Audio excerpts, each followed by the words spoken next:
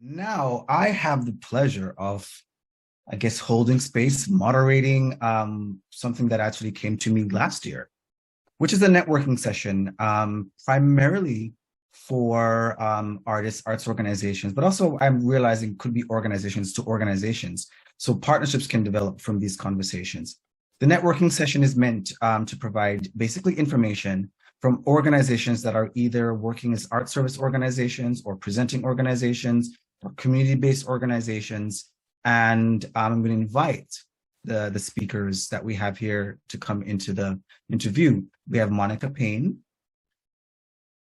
from York Region Arts Council and a dear colleague of mine. We have Paulina O'Keefe Anthony, another great supporter from CPAMO for many years.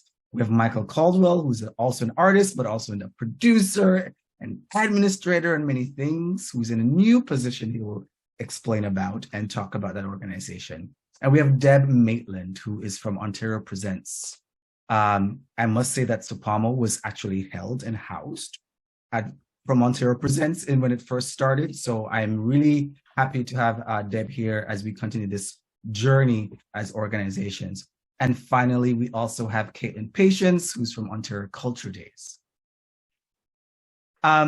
So, this is really informal in terms of how we're going to put the structure of how we want to do this. And I'm thinking, given that we just spoke about grand structures, I wonder if Ontario Culture Days, you would mind starting, Kaitlyn, just telling about Ontario Culture Days, how you work with artists, how you support artists, given that we're also looking at this idea of how artists animate communities and spaces. Sure, yeah. So again, my name is Kaitlyn Patience. I'm really happy to be here. I've been so impressed with all of the panels this week. Well done, CPAMO.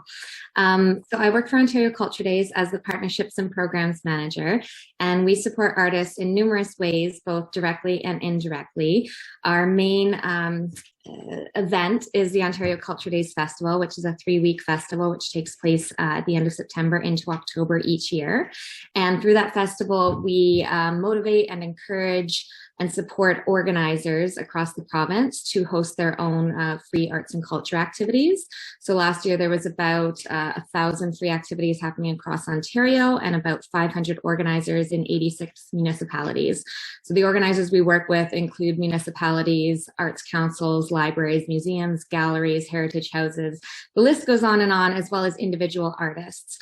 And so we're either working with those individual artists to help them plan an event for the community, or we're working with those other organizers I mentioned who are community organizers who then work with these artists or facilitators to help them plan these events for the community. And the idea is that they're free in this instance. I feel the urge to mention this just to reduce that barrier of access, to get people more comfortable with arts and culture. But we're always encouraging our community organizers to ensure that they are paying artist fees whenever possible according to CARFAC rates.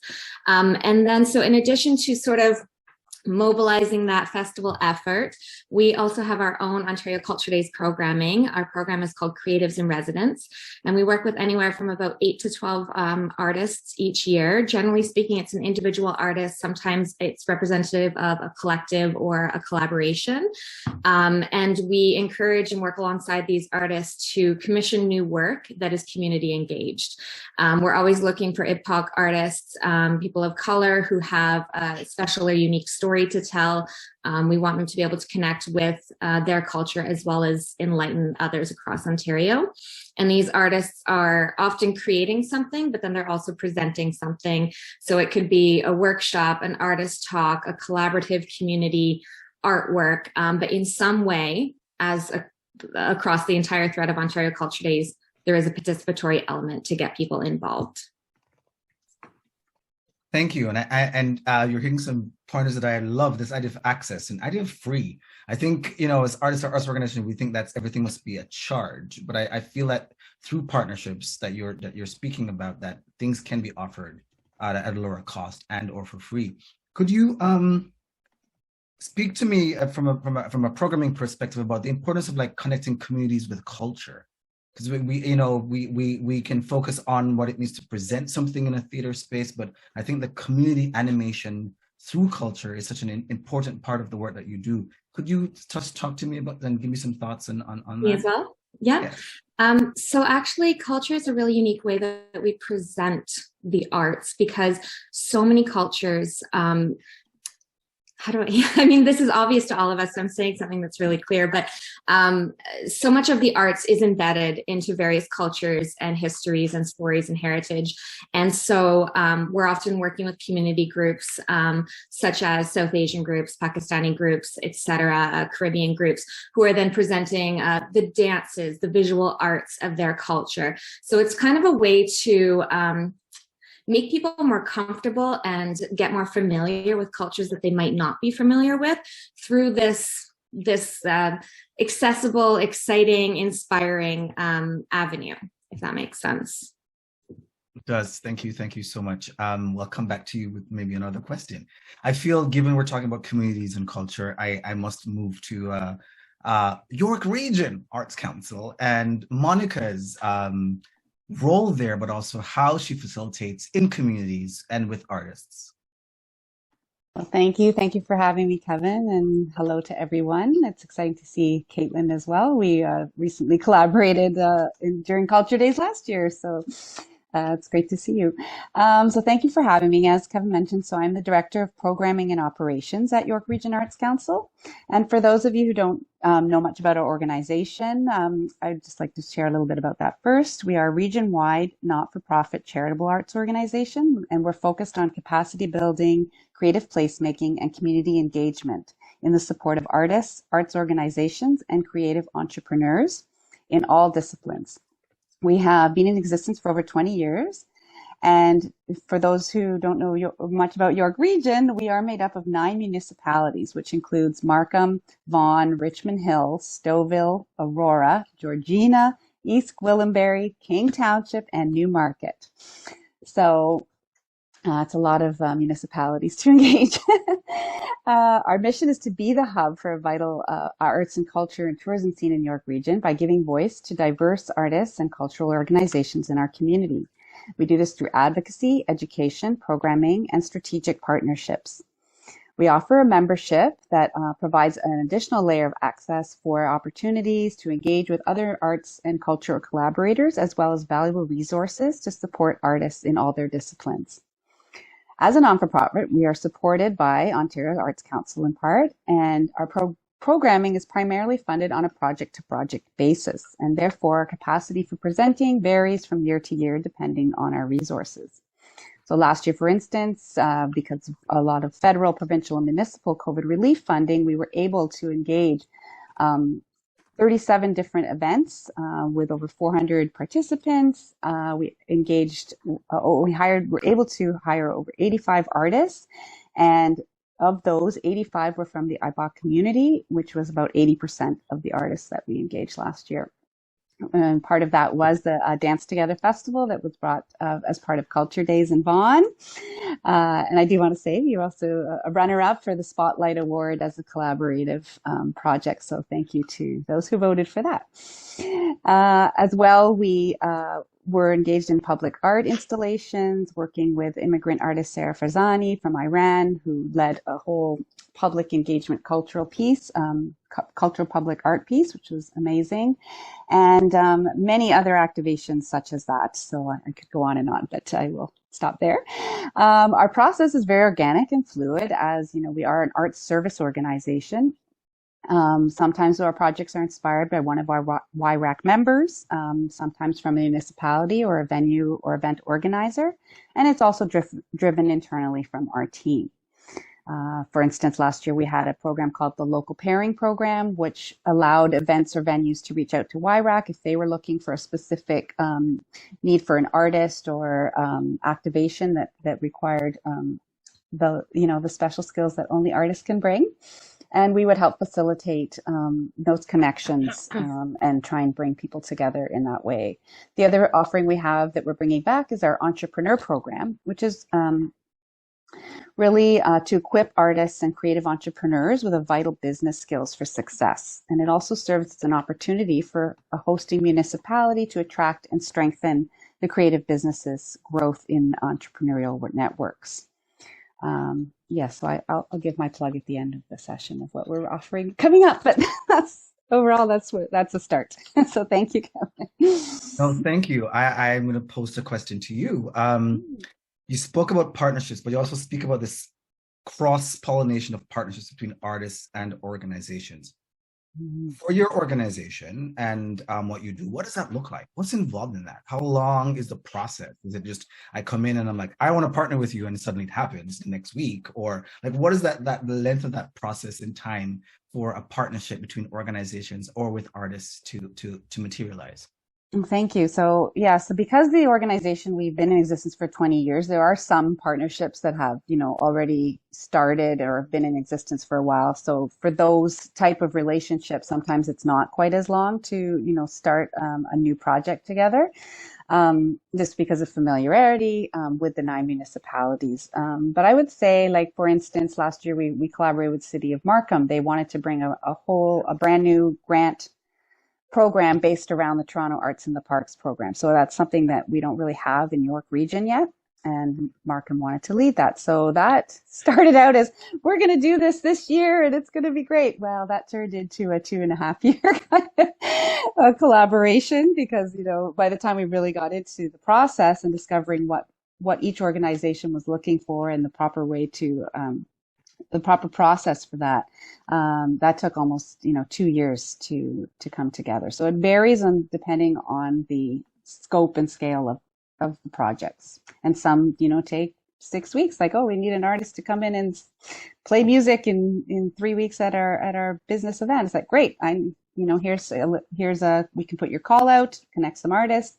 They show in their expression of interest, and the connection is made. So it varies. Thank you. And I think what I'm taking away there is also this idea of scope and scale. And and that was also mentioned in the grant writing workshop, right? About like understanding the scope and the scale of what you're hoping to achieve. So thank you so much for also mentioning it in this particular perspective as well.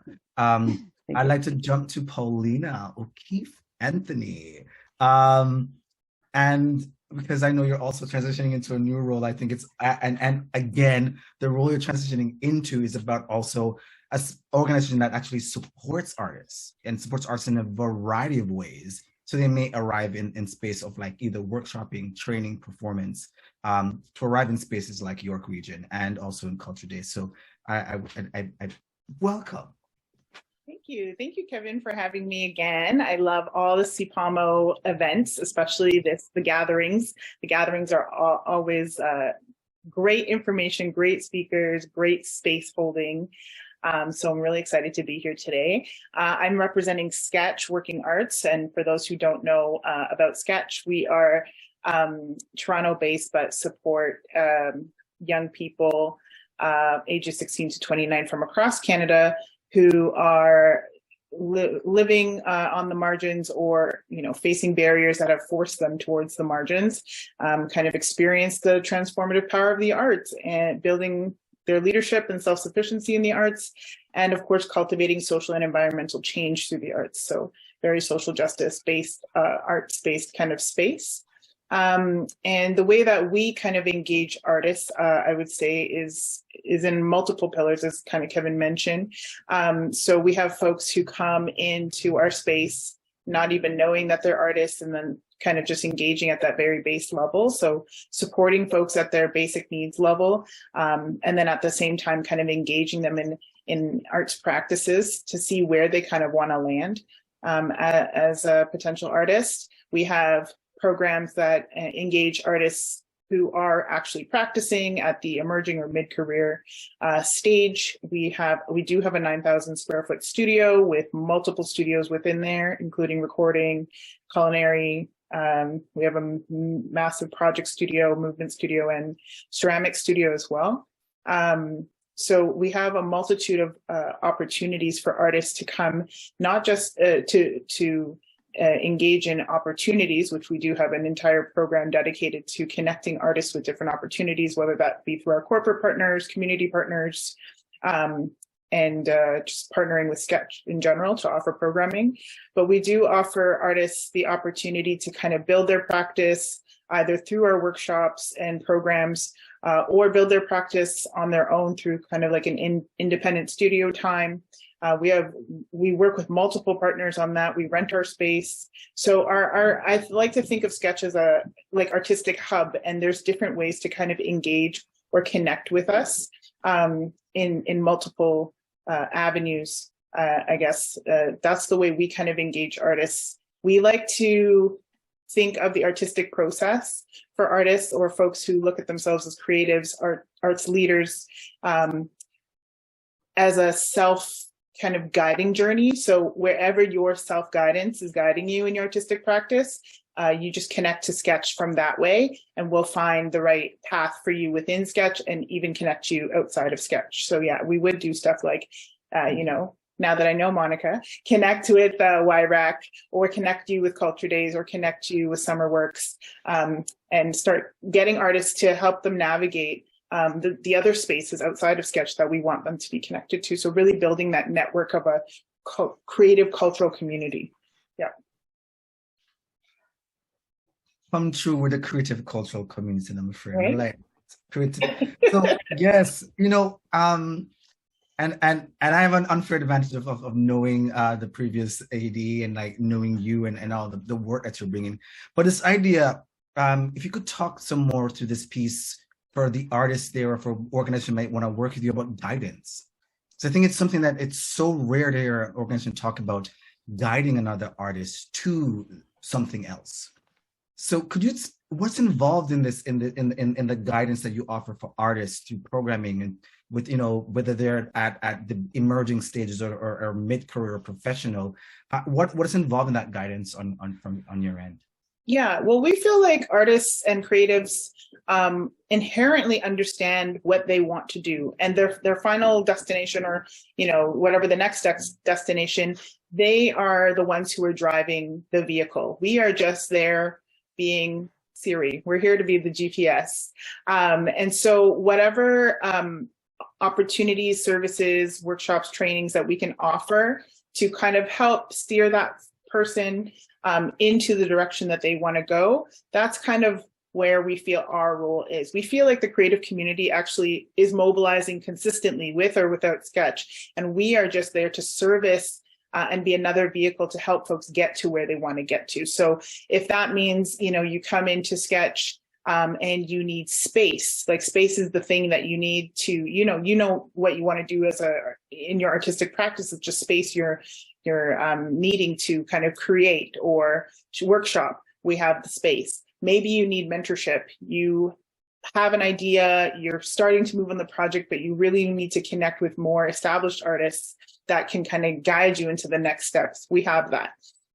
Maybe you need materials. In some instances, if you're coming into our programs to work on pieces, or if you are an independent studio, we have materials that we can offer you to kind of build your artistic practice. So it's really about meeting the artist where they are at, and kind of deciding what tools, services, or resources you need to help steer you in that right direction, and how can we guide you there. It's different than kind of saying that we're platforming or building you. Like we don't believe in having to build an artist. An artist is building themselves. We're just there to kind of support and provide some of the building blocks that can fill in the missing pieces you might have.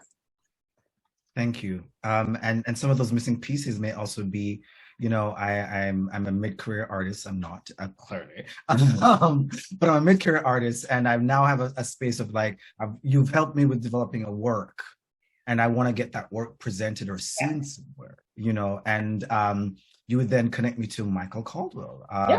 And so Michael, I'm inviting you to come into the conversation and talk about the work that you do as not just a connector, but a space for also presentation and developing works. Yeah, absolutely. Hi, great to be here. Thank you, Kevin and CPAMO, for the invitation to join the networking panel today. So I think, for full disclosure, I'm now the artistic director of SummerWorks, and I just started on March 1st. So I am very new to the organization. So I'll do my best. Oh, thank you. Thank you, everyone, that I can see. I will share what I know of the organization as best as I can, and also just maybe give you some insights into sort of the overall festival map, what the plans are for the future, and also just how we can engage with artists as well, and how we have been engaging with artists. So to say that SummerWorks is really about expanding the possibilities of performance. And so when we're looking at theater, dance, music, all kinds of different performances, anywhere in between and around those disciplines, we're really focused on supporting artists in that way. SummerWorks has been around for 33 years, a long time, has been really instrumental in platforming so many wonderful artists in their very early stages of their careers, careers that have gone on to really amazing things. All of our year-round activity, we do have a lot of year-round activity, but all of it really culminates in the performance festival that happens every August for 11 days. This year in particular is a special year. It was curated by 6 guest curators, but most often we have an open call for submissions where we invite the community to bring their work forward. And I think, it's really interesting to think about calls for submissions as opportunities for engagement, not just about presenting work, but it's about opportunities to be in dialogue and in conversation. So really looking forward to relaunching that call for submissions in the fall for next year's festival, and engaging with the multitude of artists that apply on a yearly basis. At the festival also, we have 4 different streams of programming that, when you look at it holistically, becomes a bit of an ecosystem with how work is being created and being moved forward. So there's presentations, which are fully developed works. There are labs, which are works in and at crucial stages of development, and that can take a wide gamut of positionings. Public works, which is works that are interrogating public space very specifically, and as we know, during the pandemic, has been something that's really emerging as an interest for a lot of artists. And then our exchange programming, which is professional development, workshops, industry events. And it's really a way that we can map out and consider what sustainable and long-term engagement can look like with artists, so that an artist can come into contact with SummerWorks, in an exchange context, and the next year in the lab, and the next year in presentations, or any variation of a map through the organization.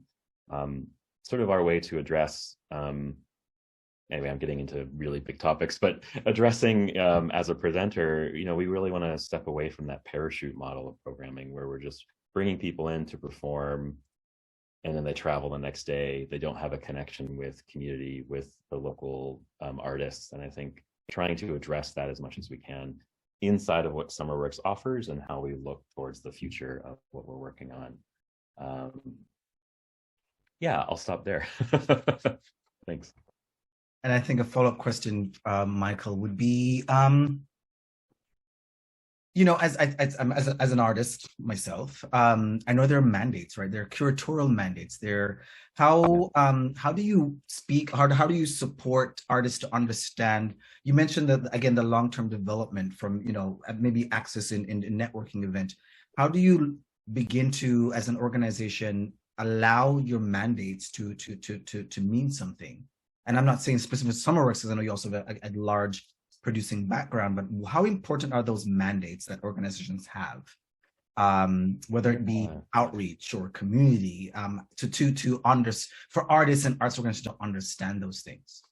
Yeah, that's a great question. So I can't speak too historically about SummerWorks, I would say, but what I can put forward is I would just reframe it as values.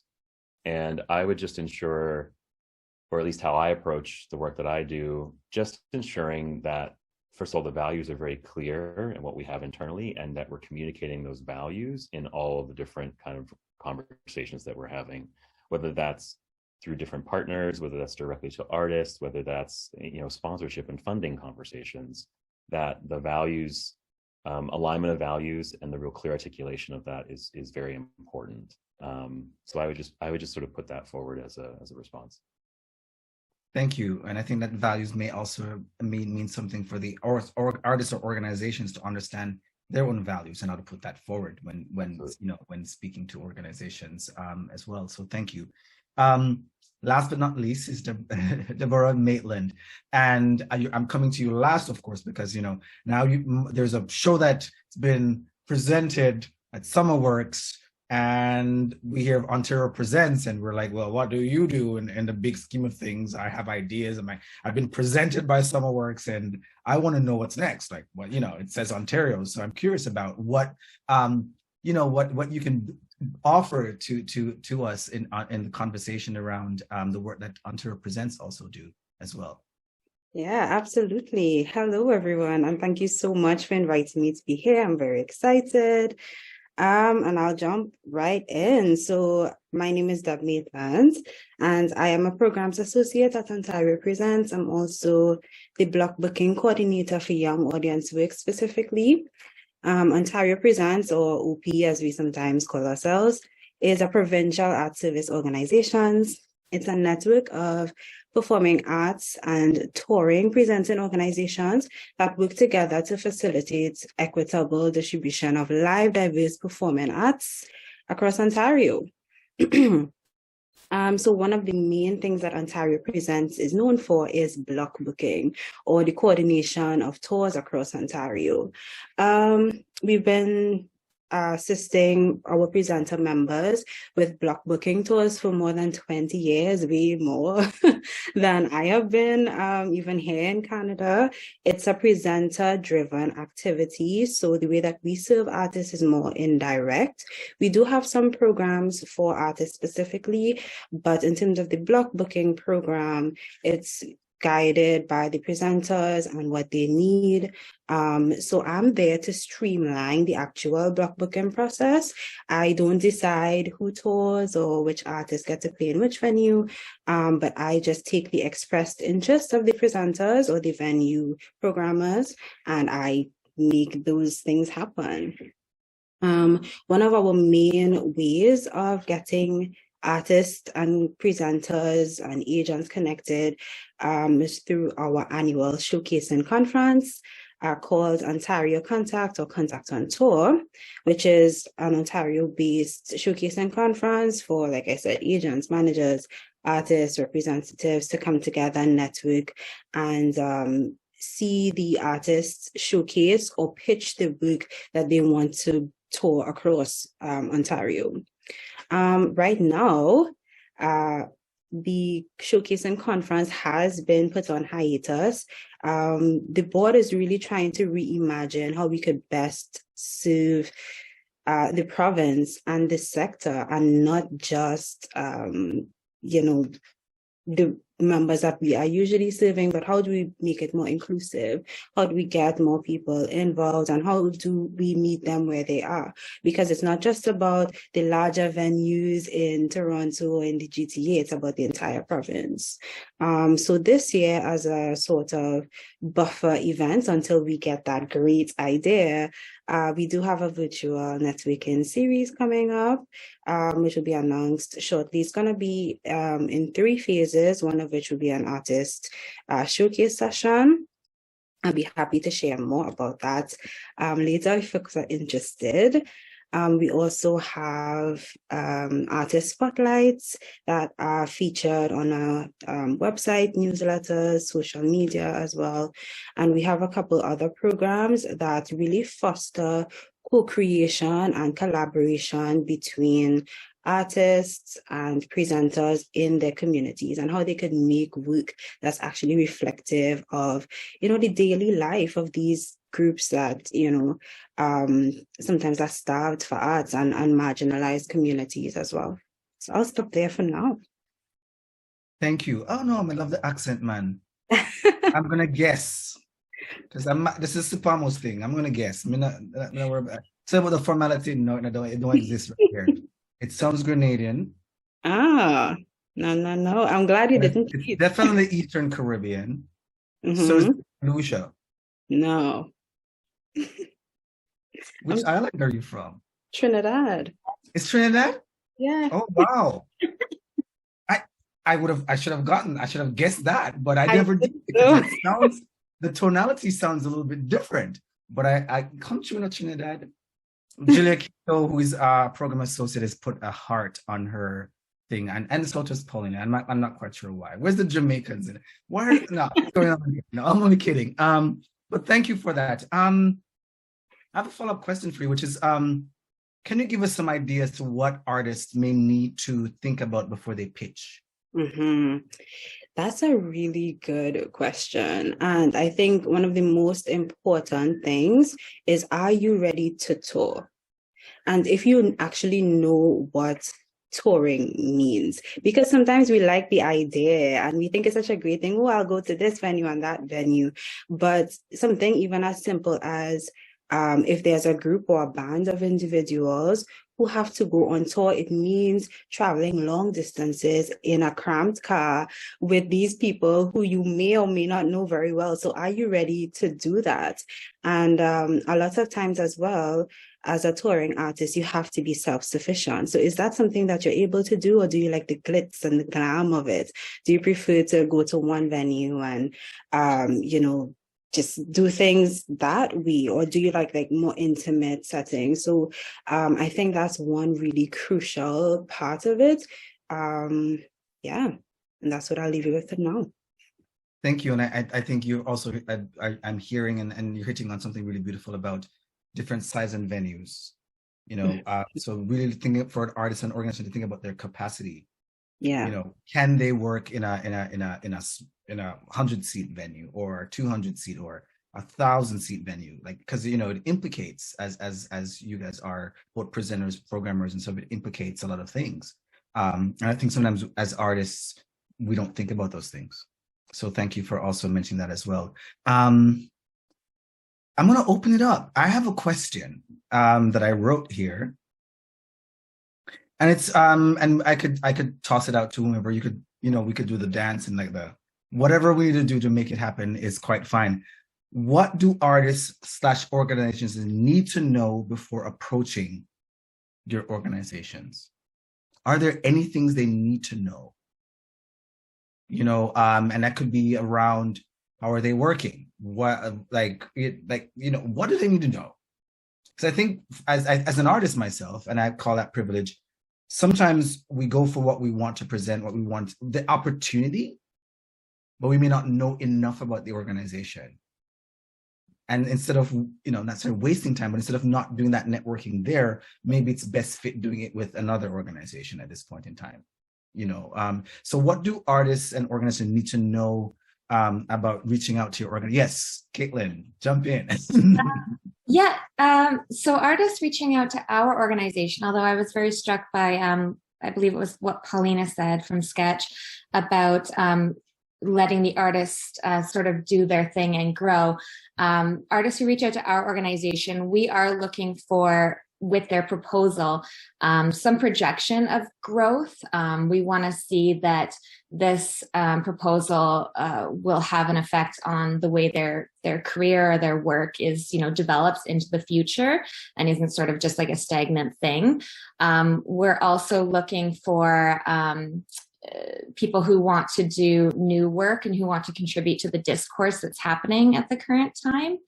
And there was something else I was going to say as well, but I forgot. So if it comes to me, I'll let you know.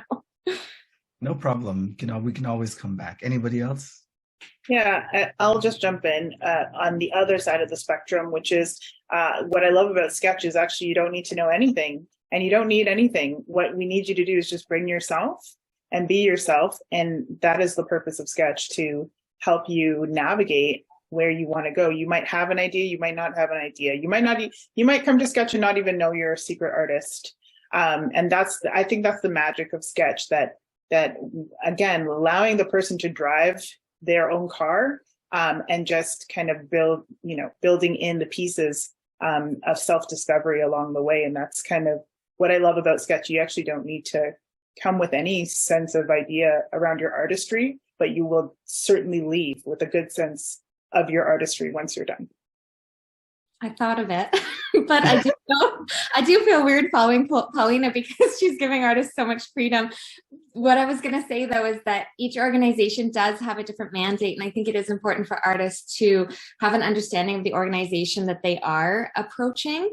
And in our case, that would be that it is a community engaged project that we're looking for, as I mentioned. So artists might be surprised by the fact that we're going to be asking them to engage with the public and do an artist talk or work with the public, teach them how to do something perhaps.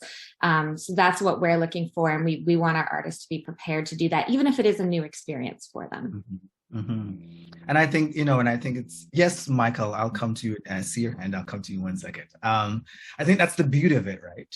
I think there's a scaffolding at different aspects of how you as organizations support artists and organizations. And it's good to know that, because sometimes we have assumptions and perceptions of what one does and what one does. So it's really good that there is scaffolding, right? So also what I'm hearing, Kaitlyn, is and Paulina, is a piece around artists who really understand their work, what they're trying to do, but also the community engaged aspects of those work. Because not all artists or organizations actually want to do community engaged practices. Some people are like, no, right? So it's really, those are the nuances that I really love about having conversations like this, because I think for anyone listening, they might go, I could do this there, and I could do this there, and I have an artist I could send to sketch to develop this, and they could, so the ecology, which is what the next question that we'll get to, is also something I'm really curious about. Yes, Michael. Oh, just to say that, yeah, it's definitely about our mandates are all very different, and also those things are available, and that kind of thing. But also, we've all been organizations that have been around for a very long time, and we've created our own communities of individuals. So it's also about checking in with other folks that that have worked with us before, worked with all of our different places, and having and hopefully it's a good opinion, but just to say, there's a lot of good information there. And I think also the thing I'm reflecting on is just not forget that organizations are in the end groups of people, and it is people you will be talking to. So it's a conversation with another person. And I think that's what I would want to put forward as something for people to just know when they're approaching Summerworks or any one of us, that we are just people behind these Zoom screens and behind these organization names. So, end of thought. Yeah, I'd like to add to what Michael was saying, which is we are human beings at the end of the day. So just approach us like that. And I think a big part of what Ontario Presents is trying to foster right now as well is to move beyond transactional relationships and to connect with the people, because that's who you work with. That's who you tour to. It's about the communities and the individuals that you have to engage with. So I think that's the most important part. But a couple of other good things to know before you talk to Ontario Presents would be that we are just facilitators. We are the middleman. So we don't make the decisions in terms of where you get to tour if someone's interested in your work. But there are a couple of things that you should have ready if you do think that you're ready to tour in a provincial setting. And then the times that we work on the tour coordination, so we usually start in the fall and we end in the winter. So sometimes if you meet us outside of that window, you may have missed the opportunity to be a part of the following season. So I think it's also important, if you can, get access to the way that the organization operates in terms of what they're doing at which point in time would really inform when would be a good time to reach out to us and how best we could help each other. Yes, thank you for that, because those timeframes are really super important, right? As you begin to build out not just the work, but also the engagement in the different ways. Yes, Monica, I see you jumping. So great points by all my colleagues here. I just wanted to add what Deb was saying around people and connection. And, at York Region Arts Council, sometimes it's assumed we're like Toronto Arts Council, where we're a funding body and that's what we are here to do, but very much not that right now. But we are really serve the purpose of connecting peoples and organizations together. So I think also I would advise look at the organizations and see if they have some upcoming, info sessions or opportunities to find out more about the organization in person. We try to have like 2 or 3 a year where we do like what's called an artist circle, and everyone's invited. Kevin and CPAMO was a wonderful speaker last year at one of our events, and we really encourage folks from outside of York Region to come in, because we are trying to build and foster that community and activation in York Region, but you don't have to be from York Region to be part of our community, which I think is important to know. We're always looking for those larger collaborations happening outside of the region as well. So, and I just want to say, as an add-on and a yes and to that is, we were able to program one of the artists, visual artists, from that keynote that I did in the region at the previous gathering. And this is an artist that I'd never, I was just like, wow, I'm blown away by your work, who decided they were going to reach out and show their work. And I look at Instagram and I'm like, oh, wow, and was able to curate that particular artist at OCADU in the Ida Slate hall. So it's just a testament to the importance of having these particular spaces and this particular information, that it can then lead to artists being presented and being showcased in the ways that we want for them to. Anybody else? We're good on that one. And let me see if is there any questions from anyone out there?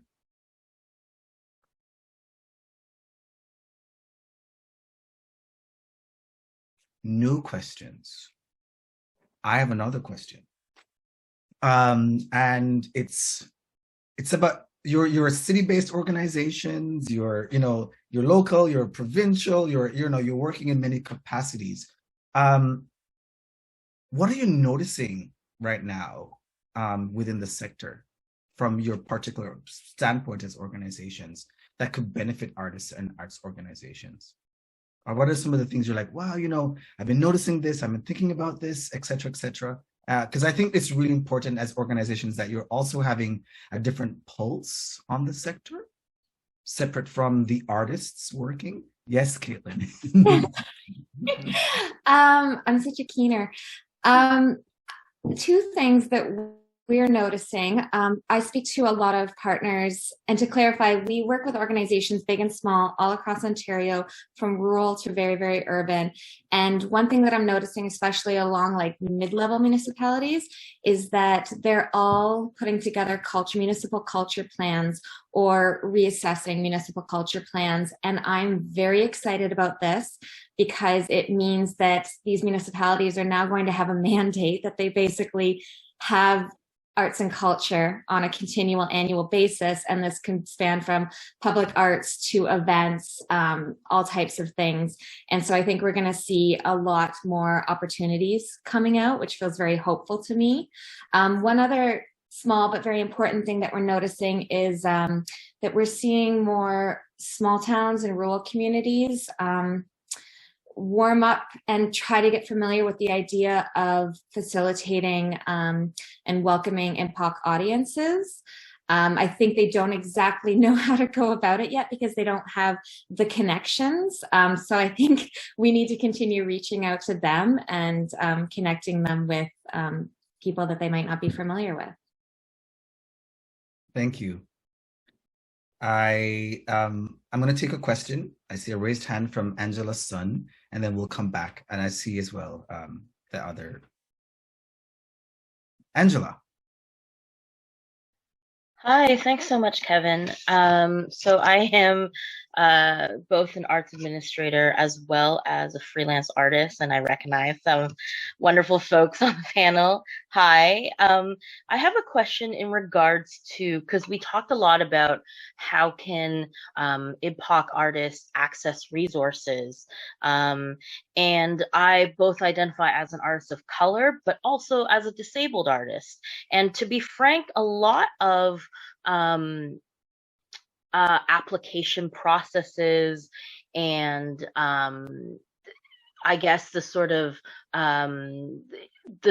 barrier, there's a lot of barriers to entry in applying for a lot of these programs. And so I'm just curious, what are some of the things that each of your organizations offer in order for artists who perhaps are not really able to write that, 1,000-word application in order to get grants or in order to be a part of a program, to still be able to access, these wonderful resources that you're providing.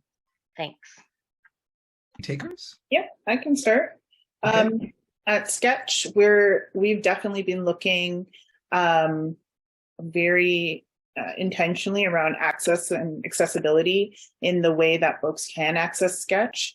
To access us is pretty easy, and we're trying to make it as more easier every day.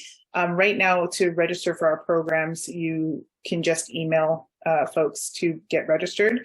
And then when it comes to the resources and inside, once you get into Sketch, we really believe in a mentorship model. So we do support folks in applying for grants, in, if they're applying for summer works, or if they're applying for Ontario Presents or Culture Days or any of those opportunities. We do have programs that specifically support folks in doing that, and helping to navigate those kind of systems, I guess. So that's what we do at Sketch. Really, you can come to the front door, you can email somebody, and then there will be somebody who helps you personally navigate through. We do have accessibility guides online. It will be up online, but we do have it in the space as well. And yeah, accessibility at Sketch from all angles is something that we are actually very focused on this year specifically. We've just done an accessibility audit, I guess, with folks in community. And so we're starting to implement some of the recommendations of that. Thank you. I noticed that Deb also wanted to say something. Really? How did you read my mind? I saw where I saw when the mic came off and then it went back mute, I should say. In terms of reducing some of the barriers, I would actually say the same thing as Paulina. We try to remain as reachable as possible. So if we do have a call for one of our programs, we just try to make the application process as simple as possible. So I've been with the organization 2 years now, and the programs that we have run have all been really low barrier as far as my perspective is. The forms are super simple. You just tell us who you are, what your project is, what you want to do, why it's important. And then if there's, for example, and I know, Angela, you would have been a part of the Arts Engage program, but we had a couple applicants who didn't quite understand the term and what we meant by co-creating work. So instead of denying their application, we called them and we had conversations with them and we said, okay, this is what we mean. Do you think that you would be able to join the program, learn about this, implement some of the things, and then tell us in the report afterwards how it went? So we really try to make things as simple as we can. And again, just remain reachable. I think that's the main thing for us. We also, in terms of, I'm kind of combining two questions, Kevin's second question about what I'm seeing in the sector. So we also work with groups of presenters and artists from rural and remote communities, and some of them have issues with internet and those types of stuff as well. So we make sure that everything's recorded, and they have the opportunity to reach out to us afterwards. So even if it's a interactive session, we try and come up with a creative way of having them interact after the session or before the session, so they're still involved. Thank you. I just want to go ahead. Kevin. I just wanted to echo what Deb said and clarify that none of us here in organizations like ours, we are not provincial grantors or federal grantors. I think we are trying to make it as easy as possible for artists. Our process is similar. I think to artists, I would recommend that you just present yourself with clarity whenever possible, and try to have a sense of, rather than, feeling you need to fill pages and pages with information about yourself. That's what's most helpful to us. And don't ever be afraid to email any organizations like ours and ask questions. We're literally here to help you. Thank you for that. I'm noticing, oh yes, go ahead, Michael. I mean, I would just say that accessibility has been a huge focus at SummerWorks, and also to put forward that accessibility is not monolithic. There's many different kinds of access needs that exist. So it's about also addressing that in a one-to-one way. I can't comment on the call for submissions because I haven't been a part of it yet. But what I will say is that there really is an effort to understand how that call for submissions goes out in different formats and outside of just written. Also to have information sessions that are available to folks beforehand and a chance to meet. And again, focusing on that relationship from people to people, have a moment to have a person-to-person conversation even before you apply. I know that's hypothetical and based on a lot of things that I don't know yet, but I'm hoping that that will be a part of how SummerWorks will view sort of the more open call for applications and kind of try to reduce as many barriers as possible.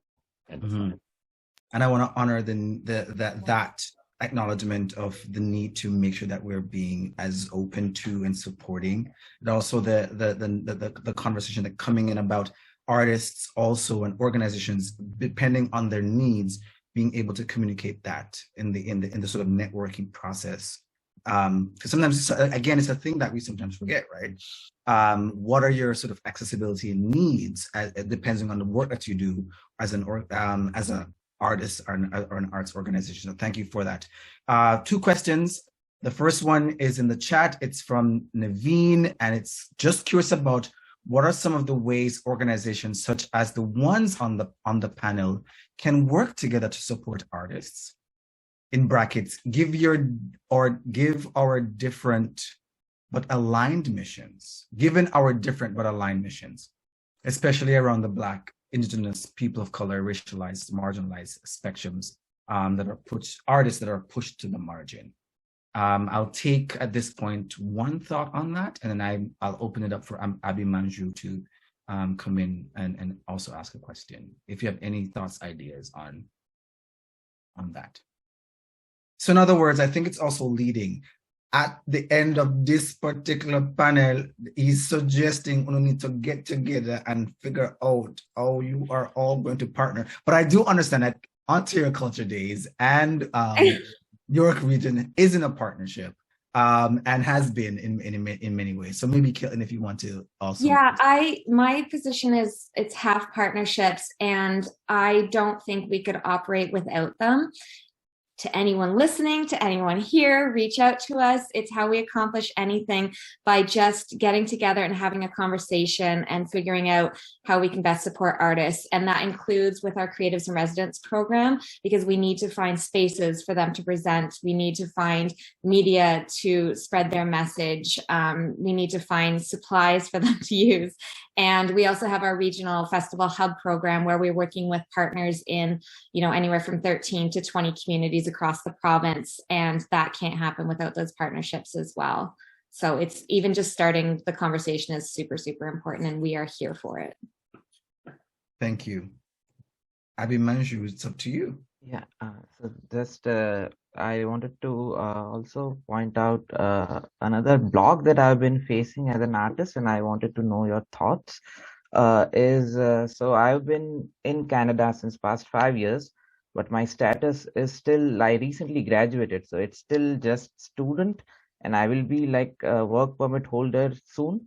But a lot of grants and a lot of like theater companies, so I'm a playwright, so a lot of theater companies, they ask whether I'm a resident or a citizen. And only when I'm a resident or a citizen, certain things, most things are open to me. Now, it makes sense if they say that, hey, you just walked in and we can't give you, but I've been here 5 years. I will be here another 2 years until I get my permanent residency. I've been contributing to the economy, working here, but none of the perks are open to me yet. And since I'm working in theater, I can't really, it's very geography bound. I have to do my plays here where I am. So I'm wondering, how do I navigate this block? Like, are there organizations, including any of yours, that support immigrants who don't have residency yet or citizenship yet, and are still looking for collaborations or work or projects or grants? So any insights would be very helpful. Thanks a lot. I just want to say that that is something we have not discussed as our team. And I'm going to take that back to my team because it's not a question that we ask, but I imagine it would come up as we go through the natural process of working together. And if there's a way that we can work around it, I see no reason why not to. That's difficult. Yeah, I would say, to speak from York Region's perspective, we are very involved with a few organizations in York Region. We are part of what's called the Newcomers Inclusion Table, which is for York Region and really is building a strategy around supporting new immigrants coming to our communities and how we can support their success for sure. So I think that and that's just starting really. I'm going to the first meeting next week as we start to implement this strategy. But I would also, I'm not sure if you were aware of Working Culture's recent initiative that they did, which was really focused around immigrants working in arts and culture. I would check out Work in Culture website. I think they have a whole skew of workshops they just did, and I believe they're recorded, so you could also reference them, and they have a list of resources there, so I would encourage you to check that out as well. Thank you. I will do that. Yeah. Thank you. So, because I am that person, there's also that artists do not need a work permit to come into Canada to work anymore up to 6 months. So I think it's the complication of a residency components. If you've been living here beyond that 6 months, you do have small organizations may be working who can do that because it's a tax thing. CRA and the arts is not speaking to each other. I will say that I will say it again. The revenue agency for this country and the arts sector is not speaking.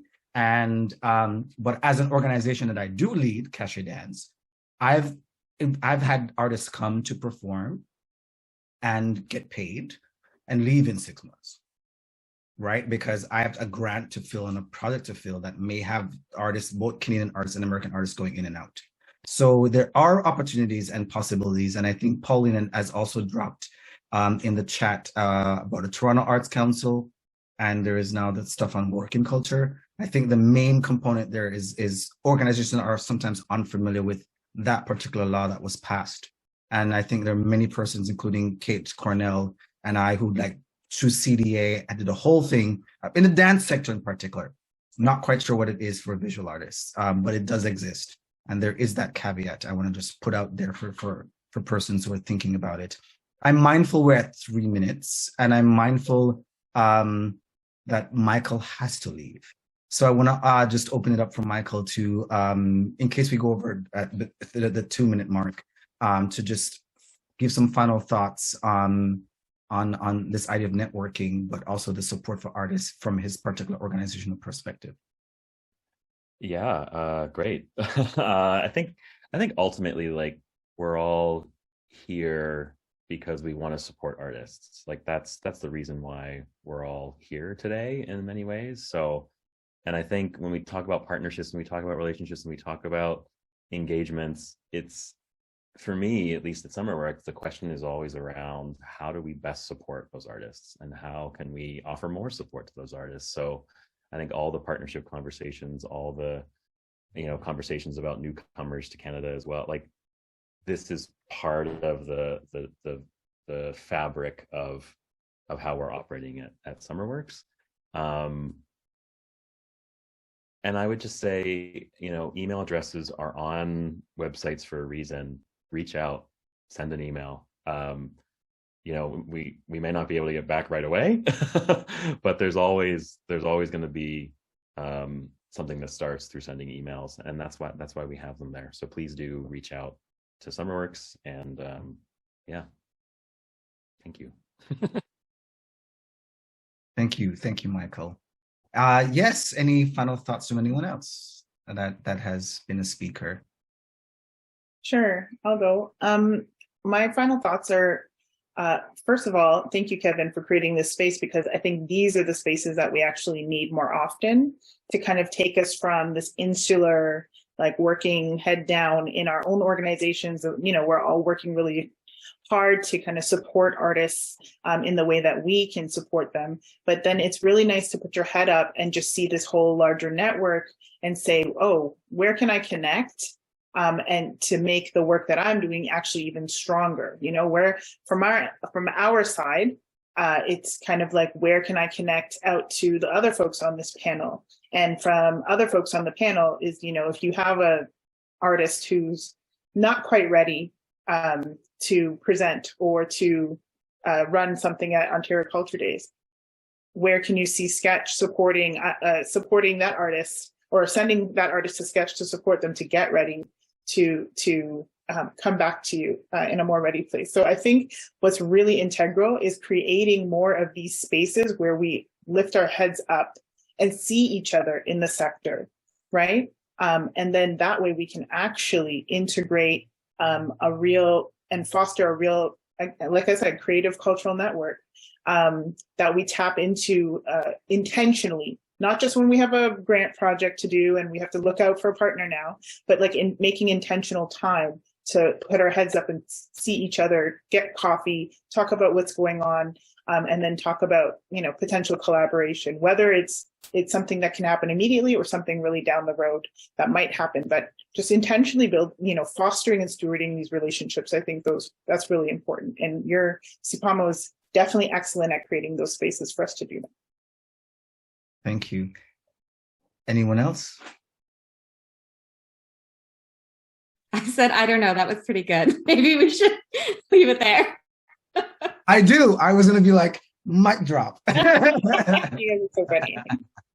But thank you. And I think that's the joy I have with now making sure the networking sessions are always going to be a part of the gathering moving forward, because I think it's such a valuable way number one, for the organization to know each other's work, but for artists or arts organizations to begin to see how they can navigate their ways through the arts ecology. And it means the world to me to hear you say that. And thank you for being here, everyone.